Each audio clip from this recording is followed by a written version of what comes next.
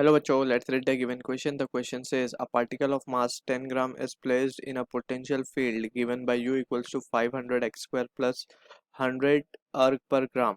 Calculate the frequency of oscillation. So about the definition of potential energy, we know as a key concept. Potential energy basically change in potential energy is defined and it is negative of work done by conservative force.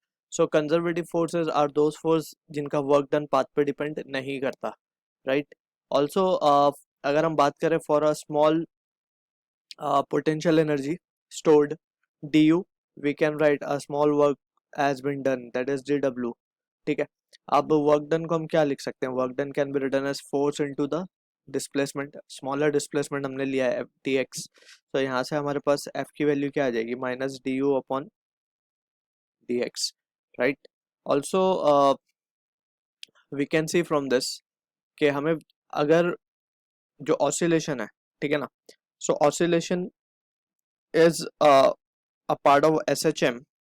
So इसका expression आएगा f equals to minus के X. So this is the condition necessary for particle that is performing S H M, right? अब अगर ये form में force मिल जाती है हमें, दैट इज माइनस के एक्स के फॉर्म में, so we can write angular frequency can be now written as omega under root k by M.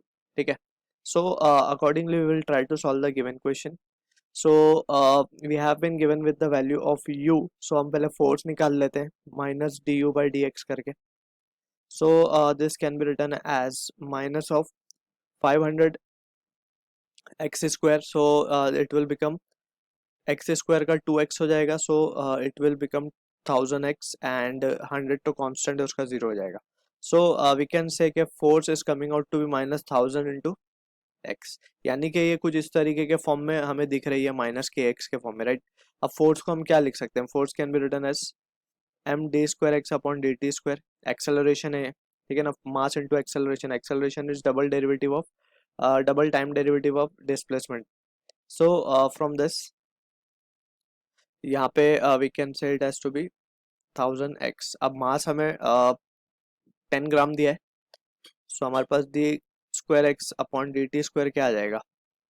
Minus 100x. ठीक है, we know the differential form of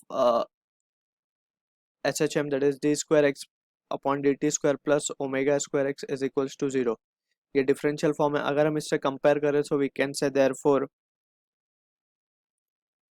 omega की value क्या आ जाएगी हमारे पास? Omega will comes out to be 10. ठीक है ना, just we will take the root and we will get 10 radian per second. ठीक, ओमेगा मिल चुका है. We are interested in calculating the frequency, so we can write 2 pi n will be equals to 10. So n की value क्या आ जाएगी? 5 upon pi hertz. So this is the answer to the question. I hope you understood the solution. All the best.